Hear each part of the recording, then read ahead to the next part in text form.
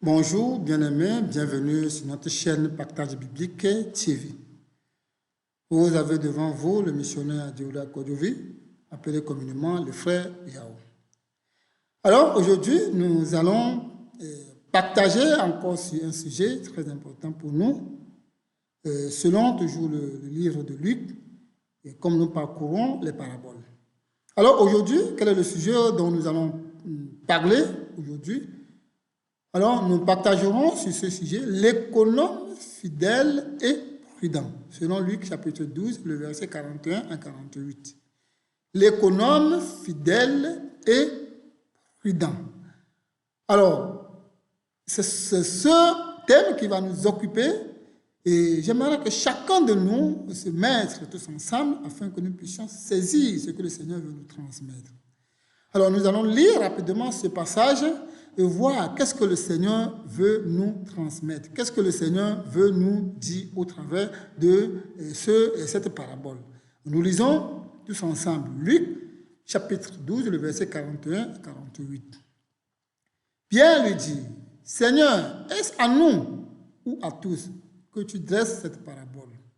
Et le Seigneur dit, « Quel est donc l'économe fidèle et prudent que le maître établit sur ses gens pour leur donner la nourriture au temps convenable.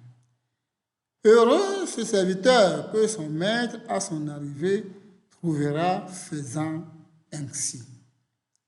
Je vous le dis en vérité, il établira sur tous ses biens.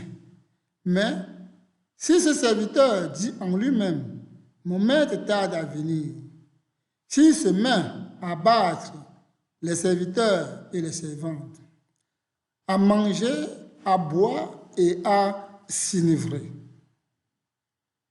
Le maître de ce serviteur viendra le jour où il ne s'y attend pas et à l'heure qu'il ne connaît pas. Il le mettra en pièces et lui donnera sa part avec les infidèles. Le serviteur qui, ayant connu la volonté de son maître, n'a rien préparé et n'a agi selon sa volonté, sera battu d'un grand nombre de coups. Mais celui qui, ne l'ayant pas connu, a fait des choses dignes de châtiment, sera battu de peu de coups. On demandera beaucoup à qui l'on a beaucoup donné et on exigera davantage de celui à qui l'on a beaucoup confié. Amen. Alors, vous voyez ici, ça c'est le passage dont nous allons étudier, dont nous allons partager tous ensemble. Alors, c'est une parabole de Jésus. Alors, nous voulons étudier cette parabole pour trouver l'instruction. Quelle est la leçon? Qu'est-ce que le Seigneur veut nous dire au travers de cette parabole? Alors, vous voyez, il y a un thème précis, il y a quelque chose, ou bien quelque chose qui a poussé le Seigneur à parler, et il y a une leçon que le Seigneur veut nous donner. Et quelle est la leçon que le Seigneur veut nous donner? Qu'est-ce qu'il veut nous dire réellement? Quel est le thème précis? De quoi il s'agit dans ce thème, dans cette parabole? Alors, nous tous, nous voulons encore comprendre ce que c'est que, ou bien ce que le Seigneur veut nous transmettre, ou bien ce que c'est que cette parabole que le Seigneur nous a adressée. Le thème de ces paraboles, c'est ceci: la fidélité et la prudence, le gage de notre salut. La fidélité et la prudence, le gage de notre salut. Alors, dans cette parabole, le Seigneur veut nous faire comprendre que la fidélité et la prudence, c'est le gage de notre salut. Alors vous savez, plusieurs, ou bien tant de chrétiens se disent déjà enfants de Dieu. Alors nous avons confessé Christ, nous sommes des enfants de Dieu. Alors nous sommes déjà ceux-là qui attendent déjà le paradis, et nous n'avons plus rien à faire. Et voilà un grand danger pour un enfant de Dieu. Celui qui croit en Jésus-Christ, celui qui se confie en Jésus-Christ, ou bien celui qui se dit un enfant de Dieu et qui ne savent pas, ou bien qui ne connaissent pas, qui doit être prudent, Ça veut dire qu'il a un grand danger. Alors, cela est arrivé aux apôtres qui ne connaissaient même pas qu'il y avait ce danger et le Seigneur les a rendus conscients. Et aujourd'hui, nous aussi, nous tirons une leçon dans ce que le Seigneur a dit aux apôtres au travers de cette parabole. La prudence et la fidélité, le gage de notre salut. Qu'est-ce qui s'est passé? Qu'est-ce qui est arrivé avant que le Seigneur a parlé ainsi? Alors, tous ensemble, nous pouvons encore davantage lire ce qui s'est passé avant que le Seigneur a parlé ainsi. Toujours dans Luc. Alors, nous lisons toujours dans Luc, chapitre 12, toujours, et nous allons lire à partir du verset 35 à 40. Nous lisons. Que vos reins soient sains et vos lampes allumées, et vous soyez semblables à des hommes qui attendent que leur maître revienne des noces, afin de lui ouvrir dès qu'il arrivera et frappera. Heureux ces serviteurs que le maître, à son arrivée, trouvera veillant. Je vous le dis en vérité, il se tiendra, les fera mettre à table et s'approchera pour les servir. Alors, nous voyons ici déjà la première partie de ce qui s'est passé. Et le Seigneur continue avec notre passage, et qu'est-ce qu'il dit? Le verset 38. Qu'il arrive à la deuxième ou à la troisième veille, heureux ses serviteurs s'ils les trouvent veillants. Sachez-le bien, si le maître de la maison savait à quelle heure le voleur doit venir, il veillerait et ne laisserait pas percer sa maison. Vous aussi, tenez-vous prêts, car le Fils de l'homme viendra à l'heure où vous n'y pensez pas. Amen. Alors, nous voyons, ça, c'est quelque chose qui s'est passé. Ce sont des paroles de Jésus qui a poussé Pierre à poser la question. Parce que la façon que Jésus parlait, c'est comme il n'y a pas de distinction. Et réellement, il n'y avait pas de distinction entre ceux qui n'ont pas cru et ceux qui ont cru. Pierre, étant troublé, dit mais comment il peut parler ainsi? Que vos reins soient sains et vos lampes soient allumées. Non seulement la dernière partie, ou bien le dernier verset que nous venons de lire, le 40, on peut bien reprendre le 40 qui dit « Vous aussi tenez-vous prêts, car le Fils de l'homme viendra à l'heure où vous n'y pensez pas. » Vous voyez, Pierre était troublé. Les qui doit être prêt? Les qui doit se préparer? Les qui doit avoir les reins sains? Les qui doit avoir les lampes allumées? Les qui doivent être prêts pour attendre l'arrivée du Seigneur? Il parle à qui? Nous, on a déjà cru en lui. Il nous a déjà choisis en tant que disciples. Mais il parle maintenant à qui? Vous voyez, Pierre était troublé. La même chose que plusieurs chrétiens aujourd'hui sont troublés par rapport à ça. Parce que chacun se dit, j'ai cru en Christ, je suis un enfant de Dieu, alors j'attends la vie éternelle. Je n'ai plus rien d'autre à faire. Attention, le fait de croire, le fait d'être choisi par le Seigneur, ou bien le fait d'avoir cette grâce d'être enfant de Dieu, n'est pas la fin du christianisme. C'est ce qui a poussé Pierre à poser la question à Jésus. Il dit, mais le Seigneur, dis-nous, ce que tu parles là, c'est à qui que tu t'adresses? À nous ou bien à tout le monde? Parce qu'il n'arrive pas à comprendre à qui le Seigneur s'adresse. Si c'est au monde ou bien à eux qui sont ses disciples. Il nous a déjà choisis. Vous voyez? Et c'est ce qui a poussé, c'est la question de Pierre qui a poussé le Seigneur maintenant à rendre Pierre conscient de ce que c'est qu'un un économe fidèle et prudent. Vous voyez? Et le Seigneur maintenant a parlé en parabole en prenant l'exemple d'un économe fidèle et prudent. Vous voyez? Alors, nous devons savoir que dans cette parabole, il y a une leçon à apprendre. Et cette leçon, c'est cette vigilance. Et cette leçon, c'est ce thème précis que nous venons de dire. Et que la prudence et la fidélité, c'est le garant ou bien le gage de notre salut. Plusieurs savent qu'ils ont cru, plusieurs se disent enfants de Dieu, plusieurs se disent que vraiment ils ont confessé Christ, ils sont devenus enfants de Dieu, mais ils ne savent pas que le salut n'est garanti que par la fidélité et la prudence.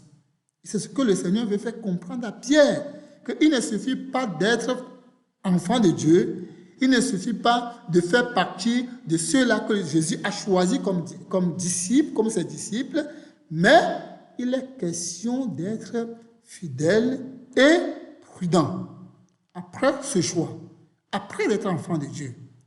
Alors, tous ensemble, nous regardons aussi quelque chose. Nous devons savoir que dans ce passage aussi, le Seigneur veut nous rendre conscients de certaines réalités, que l'homme, en réalité ou bien en général, est un intendant. L'homme, en général, est un intendant. C'est ce que l'homme n'arrive pas à comprendre. Même les enfants de Dieu n'arrivent pas à comprendre cette réalité, qu'ils sont que l'intendant de leur vie. Ils n'arrivent pas à comprendre. Et c'est ce que le Seigneur veut rendre conscient. L'homme est un intendant. L'homme en général est un intendant. Alors comme nous venons de voir ici, nous pouvons lire ici, selon Genèse chapitre 2, le verset 15. L'Éternel Dieu prit l'homme et le plaça dans le jardin d'Éden pour le cultiver et pour le garder. Alors, nous voyons ici cette réalité que le Seigneur a pris Adam, ou bien l'homme, il lui a mis dans le jardin pour faire quoi? Pour cultiver et pour garder. Ça veut dire que le jardin n'appartient pas à l'homme, comme ce monde ne nous appartient pas, mais nous ne sommes que les intendants, y compris la vie même de Adam, de l'homme lui-même. C'est-à-dire que l'homme n'est qu'un économe, l'homme n'est qu'un gardien. Autrement dit, l'homme n'est qu'un gérant de sa propre vie et tout ce que le Seigneur a mis tout autour de lui. Vous voyez? Et l'homme n'est pas conscient aujourd'hui qu'il n'est qu'un économe. Il n'est qu'un gérant. Vous voyez? Et les chrétiens, après avoir dit qu'on a cru, on ne reconnaît pas que nous ne sommes que des économes.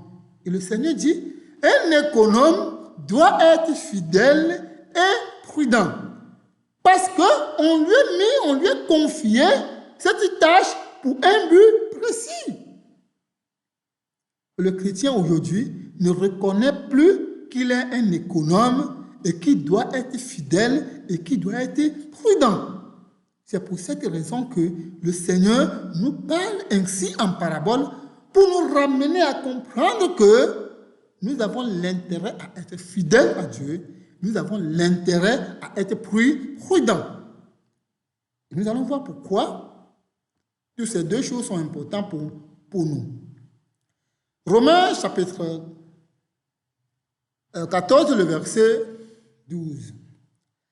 Ainsi, chacun de nous rendra compte à Dieu pour lui-même. Amen. Nous voyons? Ainsi, chacun de nous rendra compte à Dieu pour lui-même. Vous voyez pourquoi nous sommes économes?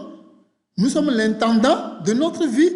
On dit ainsi, chacun rendra compte pour lui-même. On n'a pas dit chacun va rendre compte pour son frère ou bien pour sa soeur, ni pour ses parents, ni pour ses enfants. Mais chacun rendra compte pour lui-même. Ça veut dire que l'homme n'est que l'intendant de sa propre vie. l'homme n'est que gérant de sa propre vie et il a un compte à rendre à Dieu. Vous voyez, l'homme a un compte à rendre à Dieu puisqu'il n'est que l'intendant de sa propre vie. Chrétien ou non chrétien, nous sommes intendants de notre propre vie. C'est-à-dire que chacun doit savoir que j'ai un compte à rendre au Créateur, à la personne qui m'a créé. J'ai un compte à rendre. Ce que Romain nous dit, intendant, ou bien chacun a un compte à rendre pour sa propre vie. Encore, autre passage, nous lisons dans 2 Corinthiens, chapitre 5, le verset 10. Car il nous faut tous comparaître devant le tribunal de Christ, afin que chacun reçoive selon le bien ou le mal qu'il aurait fait étant dans son corps. Amen. Voyons. Alors, ça nous rend encore conscients que chaque chose que chacun fait ici-bas, étant vivant, étant dans son corps, il a une récompense. Il aura une récompense, soit pour le mal, soit pour le bien. C'est pour ça que nous devons savoir que l'homme en général n'est qu'un intendant. Croyant ou non croyant, nous ne sommes que l'intendant de notre propre vie. Et chacun aura vraiment ce salaire ou bien cette récompense pour le mal ou pour le bien. Ça veut dire qu'en réalité, l'homme n'appartient pas à lui-même. Non. L'homme n'est que l'intendant de sa propre vie. S'il est ainsi que nous sommes intendants de notre vie, nous devons faire très attention. Nous devons être prudents. Et nous devons être fidèles à la personne qui nous a confié cette tâche. Vous voyez pourquoi le Seigneur nous rend conscients à savoir que la fidélité et la prudence sont les deux choses qui sont les gages de notre salut, puisque nous ne sommes que des gérants de notre vie et que nous avons des comptes à rendre à la personne qui nous a confié cette tâche, qui est le Seigneur. Tous ensemble, encore. Alors, nous reconnaissons que la fidélité et la prudence, c'est le gage de notre salut. Puisque nous sommes tous des intendants. Nous sommes tous des économes. Alors, maintenant, si nous sommes tous des économes et que nous avons un compte à rendre, ça veut dire que chacun de nous doit être éveillé. Chacun de nous doit faire très attention. Nous regardons ceci. Dans Matthieu, chapitre 24, le verset 44 à 47. La même histoire, la même parabole. Alors, mais il y a quelque chose encore ici que Matthieu a encore décortiqué. Je vais encore relire. C'est pourquoi vous aussi, tenez-vous prêts, car le Fils de l'homme viendra à l'heure où vous n'y pensez pas. Quel est donc le serviteur fidèle et prudent que son maître a établi sur ces gens pour leur donner la nourriture au temps convenable? Heureux ce serviteur que son maître à son arrivée trouvera faisant ainsi. Je vous le dis en vérité, il l'établira sur tous ses biens. Amen. Alors, vous voyez, ici, Matthieu dit encore, tenez-vous prêts, parce que vous ne savez auquel moment le Seigneur vient. Alors, en tant qu'enfant de Dieu, n'ayant aucune idée de quand est-ce que le Seigneur doit venir, nous devons être prêts à tout moment. C'est là où nous devons être vigilants. C'est là où nous devons veiller. C'est là où nous devons être prudents. Parce que nous ne connaissons ni le jour, ni l'heure. Pour ce faire, nous devons être vigilants et prudents. Parce que le Seigneur viendra à l'heure où personne ne pouvait connaître. C'est pour ça Matthieu dit, tenez-vous prêts. Vous voyez?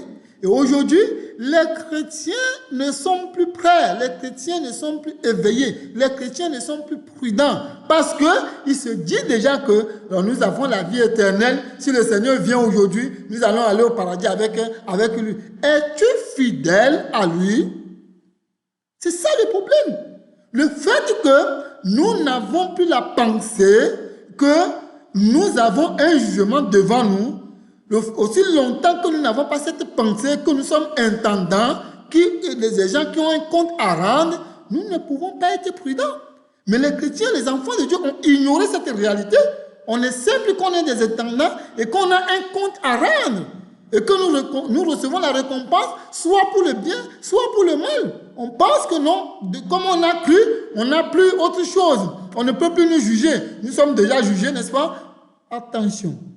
Un chrétien, un enfant de Dieu, n'est qu'un intendant, un gérant de sa propre vie. Et j'ai des comptes à rendre à Dieu pour ma propre vie. Vous voyez? Alors, tous ensemble, nous lisons ce passage. Proverbe 22, le verset 3. Proverbe 22, le verset 3. Il dit, « L'homme prudent voit le mal et se cache, mais les simples avancent et sont punis. » Amen. Vous voyez ce que Proverbe, lui, il dit. L'homme prudent, il voit le mal et il se cache. Parce qu'il est prudent, il se retire. Et les simples, les folles, ou bien les fous, je peux dire, ils s'avancent et ils sont punis. Vous voyez la différence? Ça veut dire que si nous ne sommes pas prudents et que nous avançons comme des aventuriers, nous serons punis sévèrement à la fin. Sévèrement à la fin. Vous voyez? Nous serons punis sévèrement à la fin. Parce que tu t'avances comme un aventurier. Tu ne sais pas que tu es un économe de ta propre vie. Tu ne connais pas que tu as un compte à rendre. C'est pour ça qu'il dit que l'homme prudent, vraiment, il voit la chose de loin et il se retire. Mais ceux qui s'avancent bêtement seront punis. Et c'est le christianisme d'aujourd'hui.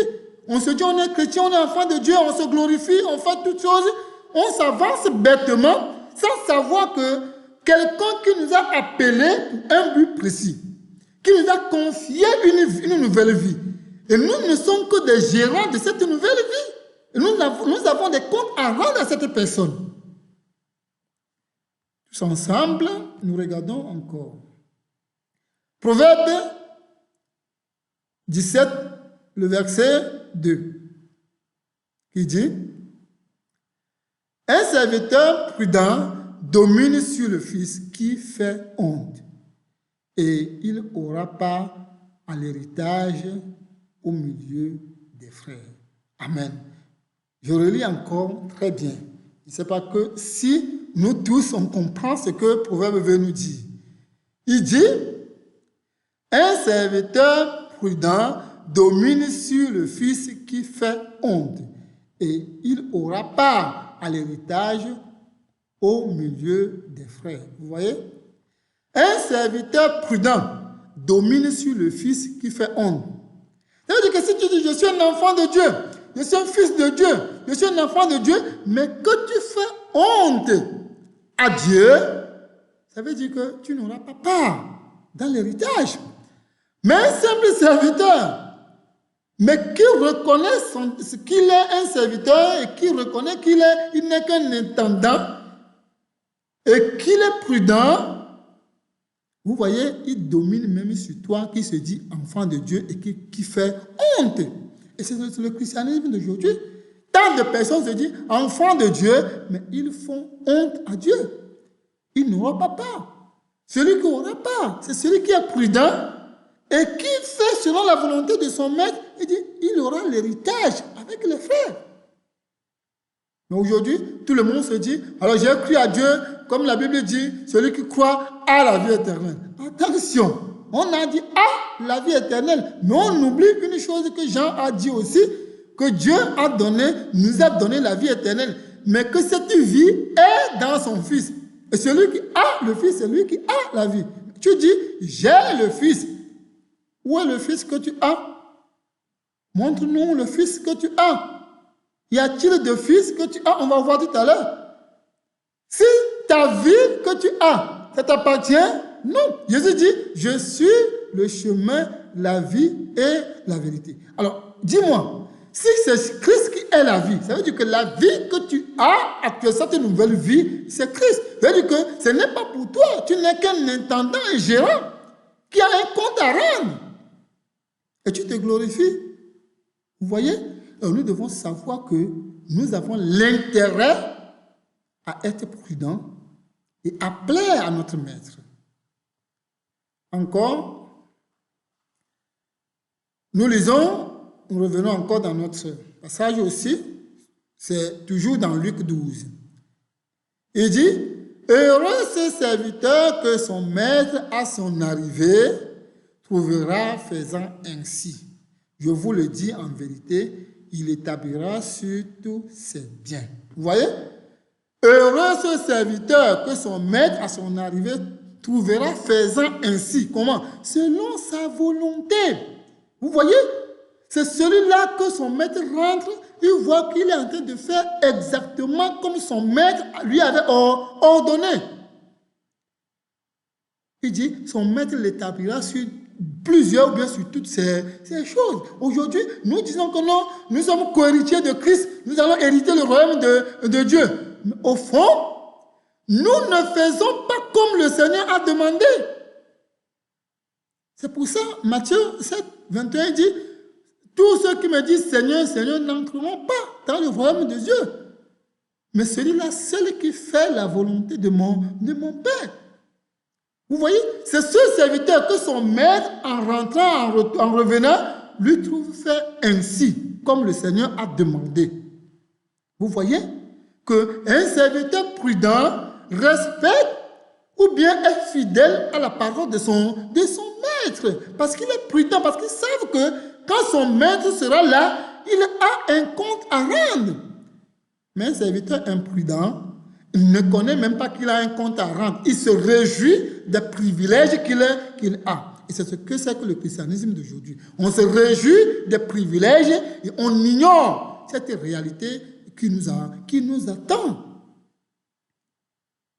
Nous lisons tous ensemble aussi. Alors, nous voyons ce grand danger. Ce grand danger, pour nous, c'est quoi? Le verset 45-46, ça c'est le grand danger du chrétien. Mais si ce serviteur dit en lui-même, mon maître tarde à venir, s'il se met à battre les serviteurs et les servantes, à manger et à boire et à s'enivrer, le maître de ce serviteur viendra le jour où il ne s'y attend pas et à l'heure où qu'il ne connaît pas. Il le mettra en pièces et lui donnera sa part avec les infidèles. Amen. Alors, nous voyons ici déjà ce que le Seigneur dit. On lui donnera sa part avec les infidèles. On comprend ce que ça veut dire?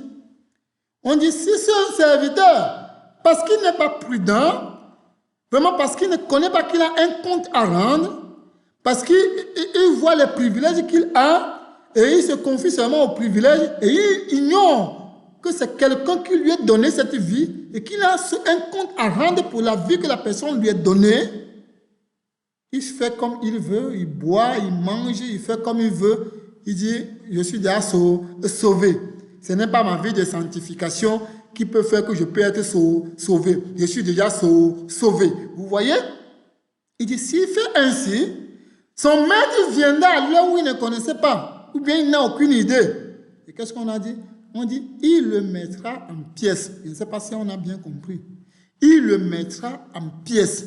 Vivant? Je ne crois pas. Et deux, on lui donnera sa part avec les infidèles. Où? En enfer. Mais au fond, il a été recruté par le maître. Au fond, il était fidèle. C'est pour ça que le maître lui a confié les choses au départ. Vous voyez? Mais le fait qu'il n'a pas été prudent Le fait qu'il n'a pas été sage, le fait que vraiment il n'a pas compris qu'il a un compte à rendre, ça fait qu'il a fait de sa vie comme il voulait. Et en fin de compte, il se retrouve que le maître est là et il faut qu'il raconte. Qu'est-ce qu'on a dit? On lui donnera sa part avec les infidèles. Et plusieurs vont dire, non, on ne peut pas perdre le salut. On ne peut pas perdre le salut. Mais on dit, on lui donne sa part avec les infidèles. Où? Au paradis? Mais non, ne vous laissez pas tromper.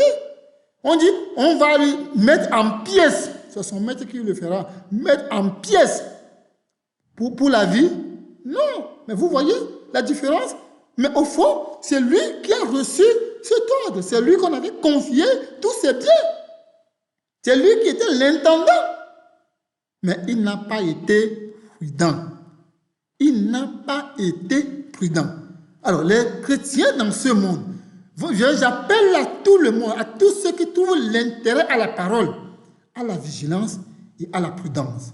Sachant que nous ne sommes que des intendants et que nous avons un compte à rendre. Tôt ou tard, nous aurons un compte à rendre. Et chacun doit être conscient de cette réalité. Alors, nous regardons dans Romains chapitre 6, le verset 22. Mais maintenant, étant affranchis du péché, devenus esclaves de Dieu, vous avez pour fruit la sainteté et pour fin la vie éternelle. On voit? Étant affranchis, le fait que nous sommes devenus esclaves de Dieu, enfants de Dieu, nous avons pour fruit la sainteté. La sainteté doit être notre fruit. Afin que nous avons pour fin, quoi? La vie éternelle. Et plusieurs se disent avoir la vie éternelle, mais ils n'ont pas pour fruit la sainteté. Vous voyez la différence? Ils n'ont pas pour fruit la sainteté, mais ils se disent avoir la vie éternelle. Attention, ils manquent de vigilance. Ils ne savent pas que vraiment, c'est la fin de la chose qui détermine la réalité de la chose. D'autres se disent, non, j'ai déjà cru ça fait telle année. Je suis enfant de Dieu depuis. Attention, il ne s'agit pas de je suis enfant de Dieu depuis. Il s'agit de ta vie présente avec le Seigneur. Encore, nous lisons Proverbe chapitre 11, le verset 14. On dit, quand la prudence fait défaut, le peuple tombe et le salut est dans le grand nombre de conseils. Amen. On a compris? Quand la prudence fait défaut, le peuple tombe. C'est ça le grand problème de plusieurs chrétiens aujourd'hui. Ils ne sont pas prudents et c'est à cause de ça qu'ils tombent facilement. À cause de ça qu'ils tombent facilement parce qu'ils ne sont pas prudents. Parce qu'ils ne savent pas qu'ils ont un compte à rendre. Parce qu'ils ne sont pas conscients qu'ils sont intendants. Pour ce fait, ils tombent facilement. Pour ce fait, ils n'ont rien à faire que de tomber. Parce que la prudence fait défaut. Il n'y a pas la prudence. On ne reconnaît pas qu'on est intendant. On ne reconnaît pas que c'est quelqu'un qui nous a donné la vie. On ne reconnaît pas que nous avons un compte à rendre à quelqu'un. On se dit déjà enfant de Dieu et tout est fini. Attention. C'est ça qui fait que plusieurs tombent. Plusieurs hommes de Dieu tombent à cause de ça. Parce qu'ils manquent de la prudence. Je reviens encore sur le passage. Le passage dit encore. Quand la prudence fait défaut, le peuple tombe. On a compris? Quand la prudence fait défaut, le peuple tombe. Encore ceci. Hébreux 3, 14. Car nous sommes devenus participants de Christ pourvu que nous retenions fermement jusqu'à la fin l'assurance que nous avons au commencement. Amen. Vous voyez? que si nous n'avons pas gardé cette assurance du commencement jusqu'à la fin, notre salut est en danger. Vous voyez? On dit que nous sommes devenus participants du royaume à condition que nous gardons cette assurance que nous avons dès le commencement jusqu'à la fin.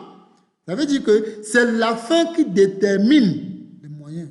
Alors nous prions à chacun de savoir que nous avons l'intérêt vraiment à reconnaître que nous sommes des intendants et nous avons l'intérêt vraiment à savoir que nous avons un compte à rendre. Pour ce faire, nous devons faire comment? Nous devons savoir que nous devons être prudents. Parce que la prudence nous sauve. La prudence garantit notre salut. La prudence est le gage de notre salut. Parce que si nous ne sommes pas prudents, nous tombons facilement. Et au fait, ça nous amène vraiment à se reculer et à tomber. Et à la fin, quand le maître sera là, il va nous trouver infidèles. Et il va nous donner notre part où? Avec les infidèles. Mais notre souhait, c'est que nous gardons la foi que nous avons. Nous gardons cette fidélité jusqu'à la fin.